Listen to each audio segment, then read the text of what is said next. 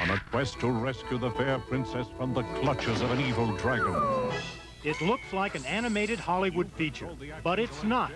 It's a new laser disc arcade game, one that allows the player to make the hero's next move.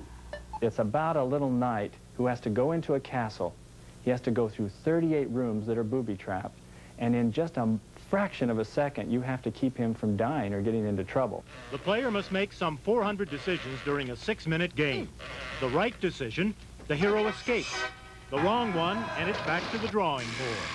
But the creators of Dragon's Lair are working on yet another arcade game.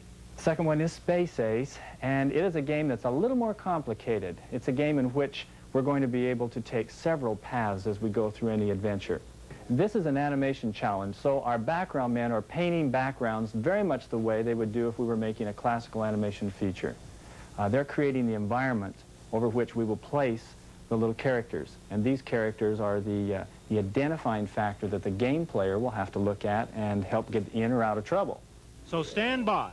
While Dirk the Daring is fighting for his life, in arcades across the country, new, more challenging games may make our hero obsolete before his time.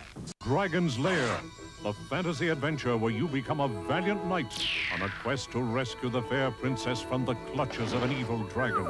What you're seeing is not the latest animated film coming soon to a theater near you. This is another animator's idea of what the cartoon of the future will look like and be used for. It's known as participatory video entertainment. And if you've ever played video games at arcades, you know what that means. But it's a remarkably beautiful video game called Dragon's Lair, and it's the creation of Don Bluth. It's the first arcade game to successfully combine a classical style of animation with computer technology. Lead on, adventurer. Your quest awaits. Both Disney's Tron, which is computer-generated, and Don Bluth's Dragon Lair, which still incorporates the animator's own hand in the actual drawings, are examples of state-of-the-art in cartoon. And today we're going to talk about what's current in the cartoon field, as well as what the future has in store.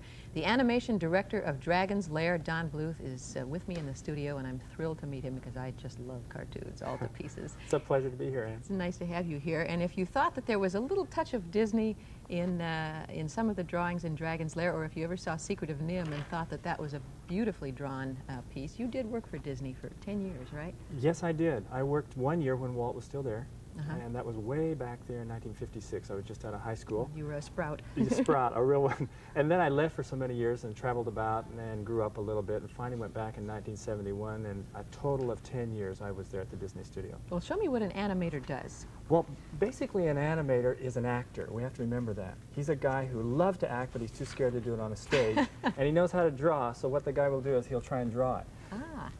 On motion picture film, I brought some drawings here that maybe will help illustrate that. Motion picture film, we have a lot of little tiny frames of film that go by your eye at the rate of 24 a second. Right here is a guy who steps over an obstacle, and each one of these drawings has to be drawn, which shows him stepping over there.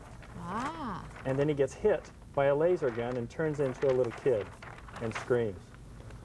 So what you're looking at really is a lot of work. Now this little scene here will last something like 1 second on the screen, and it took us maybe 4 days to draw it. So that's a lot of time, and it winds up costing you something like about $4,000 for just that little bit that I showed you. Which is why they're doing a lot of computer work in the Saturday morning version of cartoons. Now, those are not done this way, are they? No. And eventually we have to get that to color. We have to color each one of these separately and shoot them each separately on a camera.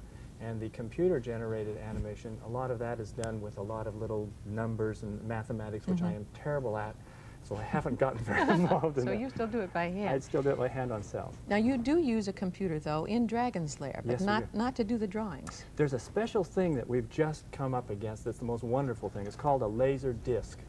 And in Dragon's Lair, we put all of the animation onto a piece of film, then later we transferred it over to a laser disc. The laser disc has a capability called random access in which it can...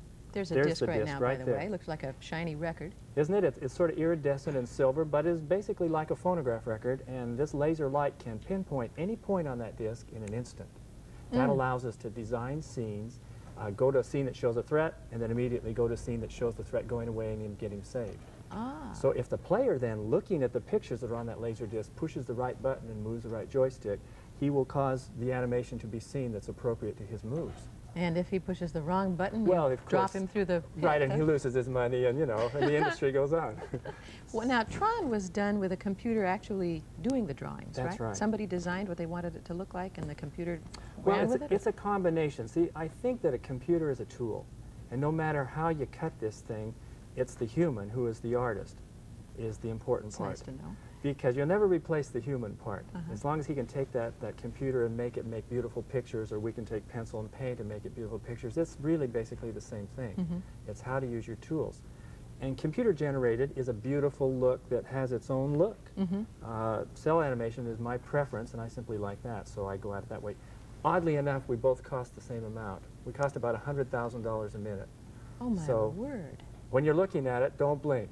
No, enjoy every precious frame. Yeah. What does the future hold? Is it going to be room for cell by cell in the future? The future. Yeah. The future is always up for grabs, but I would say that the future of animation is very bright and never been better, because we have an enormous market right now for video arcade games, and like they will be done in a classical animation style.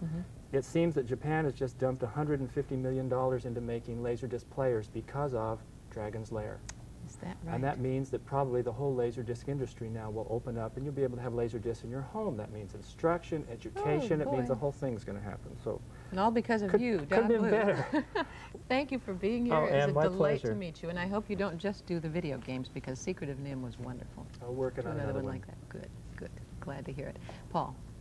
The Laserdisc game technology has been worked out. New games are already on the drawing board. Bluth's next project is already in the planning stage. It's to be called Space Ace. Now, Space Ace, we figured a lot of kids do like to play the space games in the arcade, so why not produce a game that has the same kind of things they used to see in Star Wars, you know, or any of the big space pictures. Put all the sound we can with it, give them all of that opulent visual look, give them a story. And this Space Ace, I think, is an even more exciting game, because now the Laserdisc doesn't just jump to the next scene. The Laserdisc can now explore different avenues. We have 2 fantasy worlds in Space Ace. You can go off in this direction or that direction. And if you play the game in one direction, you still have a chance to go back and play it again in another direction and see more stuff. So it's like exploring. Here's a few right here of the cells that define some of the characters. And maybe you can see that Space Ace is a guy. We're trying to connect with that guy in the arcade that's playing the games. And he's like a very heroic man, but he's shot by a special weapon, and this weapon turns him back into a child. So he loses his girlfriend, the alien kidnaps the girl and takes her away, and what he's got to do is get out there and destroy the weapon and get his girl back and bring her back home. This'll, Space Ace. that is the Ace, yeah. Right here's what he turns into when he becomes a little kid. His name is Dexter. Jerry Lewis. That's about the size of it, yeah. Right here is the girlfriend. That's worth chasing. Okay, goes after her. That's Kimmy. Goes out to see if he can get her back. And Don Bluth says that games like Dragon's Lair and Space Ace could pave the way for major full-length animated films again, even though if it is a quarter at a time.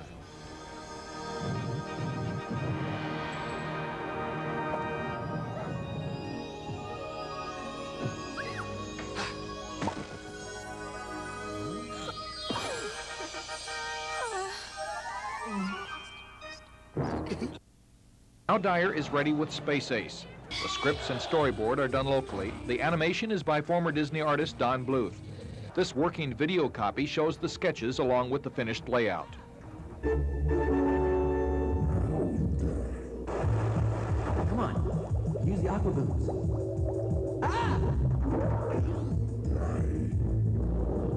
Space Ace has one sequence that could be symbolic in Dyer going head-to-head with Atari. The giant is shown destroying himself in pursuit of the smarter and quicker hero. I think right now the arcade industry is playing catch-up to us. I know what's coming after the introduction of our home system. We have a sense of direction here, which is, I'm not sure that some of the companies like Atari have that anymore. Tomorrow, something from Rick Dyer so secret we can't reveal its name. It won't be released until June, but you'll have the first public look in our final report. John Kalia, News 8.